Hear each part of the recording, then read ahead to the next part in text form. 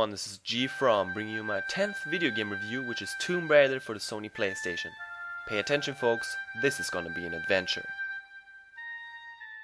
Famous adventurer Lara Croft is contacted by a guy named Larson, who works for Jacqueline Nadler, owner of Nadler Technologies.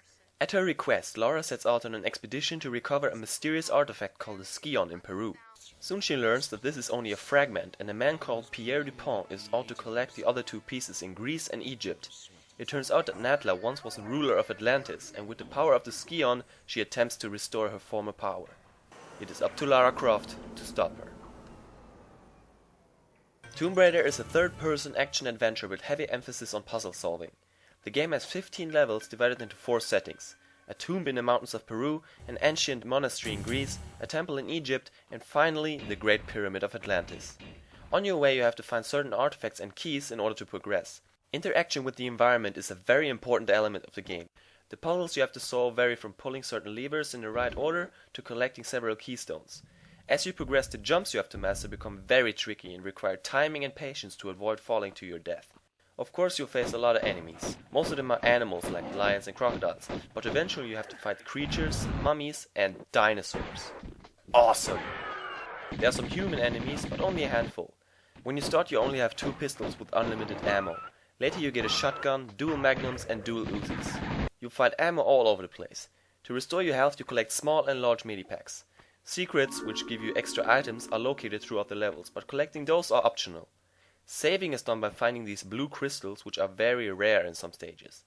There's also a training mode in Lara's mansion where she explains how she works. Let's go for a swim. The control setup is very nice and is part of my brain in some ways. By today's standards the game feels stiff, and I could imagine it takes a while to figure out how things are done, but for me it's still as good as it was in the mid-90s. This was the first 3D game I ever played, not counting Balls 3D. Imagine being like 6 or 7 years old, growing up with Sonic the Hedgehog, and then all of a sudden a game like Tomb Raider comes along. Holy crap, I was hooked from the first second. It introduced me to CGI cutscenes, and boy was it nice to look at. Obviously the in-game graphics have a cubic nature and Lara looks all edgy, but the design of the levels still blow me away to this day. I remember when I showed this game to a friend back in 1st grade, the very first thing he said on German was "Boah, die spitze Titten," which means, man, she's got spiky boobs. I will never forget that. The levels are huge and dark and the atmosphere freaks me out. It's really amazing what they did here. You're trapped in an isolated world. The Egypt levels look great and standing on the Sphinx is oh my god. My favorite level and also the most impressive one is St.Francis Folly in Greece. This huge room right here where you have to go to 4 doors representing different gods. So much thought in this part, it's unbelievable. And the monsters are well designed too. These skinless screaming beasts, they scared the shit out of me as a kid. The audio really sets the mood for this game. Most of the time you hear absolutely nothing with the exception of your own footsteps. But when you hear these echoes in the caves, play this game in the dark and you know what I mean. Sometimes when you enter a large room or a giant enemy appears, you get to hear short classical music.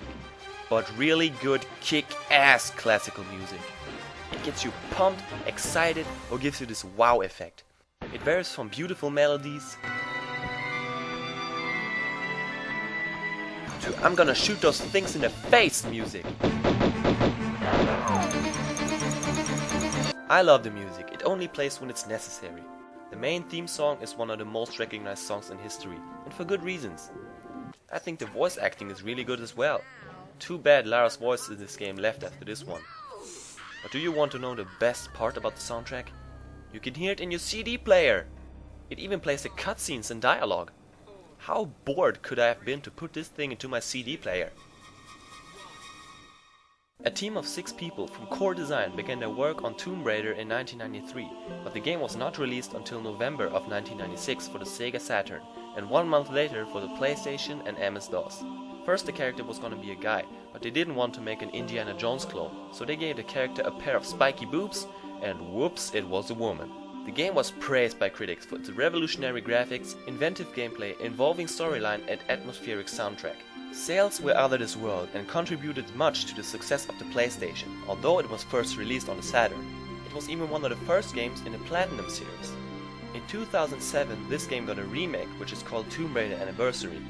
Did you know there was more content on the MS-DOS version than on its console counterparts? No, I don't talk about the Nude Raider patch. Tomb Raider Unfinished Business was an add-on for the MS-DOS which contained 4 extra levels, but I'll save that one for next time. Back then I was watching my dad playing this game most of the time. That was awesome, but we would get stuck very often because we didn't know where to go or what to do next. And by very often I mean very often. My dad had internet in his office back then, yeah, and he downloaded walkthroughs, which he always called Grandpa's Useful Advices. Anyways, if you're tired of using walkthroughs, I have 2 cheats for you. Push select to get to the inventory, then press L2, R2, triangle, L1, L1, circle, R2 and L2. Now you will skip a level. And if you want to have all weapons with full ammo, push L1, triangle, L2, R2, R2, L2, circle and L1. And by the way, I didn't cheat here. I have all weapons and infinite ammo because I still had an old file where I had beaten the game, and that's what you get for that. Makes it easier for me. How could I possibly have something wrong with this masterpiece? Well, now I actually don't have many gripes with the game, but I remember this game being so goddamn hard back then. Sometimes we would just run around for hours with no clue what to do. It probably took us several weeks or even months to beat this game. That's something we don't see too often nowadays. But I guess for a 6-year-old kid it's probably a bit too complicated anyways. My only real complaint I have up to this day is the save system. It can be very frustrating when you have to repeat the same hard sections over and over again, because you die and there's no save crystal in sight. Sometimes it was just too much, which made me shut off the game. Challenge is one thing, but the first few times playing Tomb Raider it was just so hard. Especially the level called Cistern, where you had to raise and lower the water the whole time.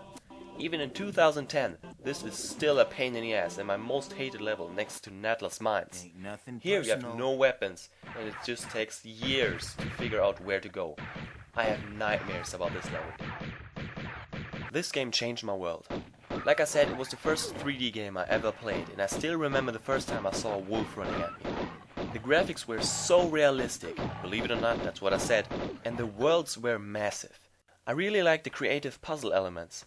Like in Palace Midas, you had to pull the levers in a certain combination to open certain doors, or you had to find cogwheels to make a door appear behind a waterfall in the Lost Valley. There are so many great moments. What about the giant monster in the beginning of the last stage? What about your skinless clone that does everything you do? What about the goddamn T-Rex? Admit it, the T-Rex was freaking awesome. And I couldn't believe my eyes when I stepped on King Midas's hand. You turn into gold! Wow! Man, I could talk hours about all the great stuff that is in here. I like the Greece levels the most. The Colosseum is ginormous. I love that level. One of the most awesome things in these levels is that there's this guy called Pierre Dupont who also wants to find a piece of the ski art. He appears all the time and you cannot kill him. It's the guy you love to hate. You shoot him like all the time and he takes it like a man. That's hilarious. It's even more satisfying when you finally kill him. But there's one moment in this game that probably is my favorite moment in the whole series. A part so epic, it makes me want to pee my pants for excitement. In St.Francis Folly you enter Thor's room. This scary, creepy music starts playing, and all of a sudden lightning bolts and hits you every time. Then you are in this dark room and have to make Thor's hammer fall down. Gives me goosebumps. I enjoy this part every time I play it. When you hear the word epic, which game do you think of? Ocarina of Time? Metal Gear Solid? Final Fantasy VII? When I hear the word epic, I think of Tomb Raider. Fighting giant monsters, exploring dark caves, solving brilliant puzzles, a great story, it's all here. When talking about the best games of all time or revolutionary games, this one almost never gets mentioned, which I just don't understand. I play this game like once a year or every 2 years, and that's since 1997. And back then I played this game like all the time. When it came out, it was my favorite game, no questions asked. Even now, for the 20th time or so, I had loads of fun playing Tomb Raider. If you have never played any of the original Tomb Raider games for the PlayStation, then I really can't recommend this to you, because it honestly hasn't aged as well as other games from that time period, mainly because of the stiff controls and the not so beautiful graphics. If you can look past that, give it a try, it's awesome. If you had this back then and this video made you remember some good stuff, then go ahead and get it again. For me, it is one of the best PlayStation games of all time. So, that's it for now. Thanks for watching. I hope you liked my review and that it reminded you how good the original Tomb Raider actually is. Feel free to rate, comment and subscribe. Make sure to check out part 2 of this review where I'll take a look at the add-on Tomb Raider Unfinished Business for the MS-DOS. See you later!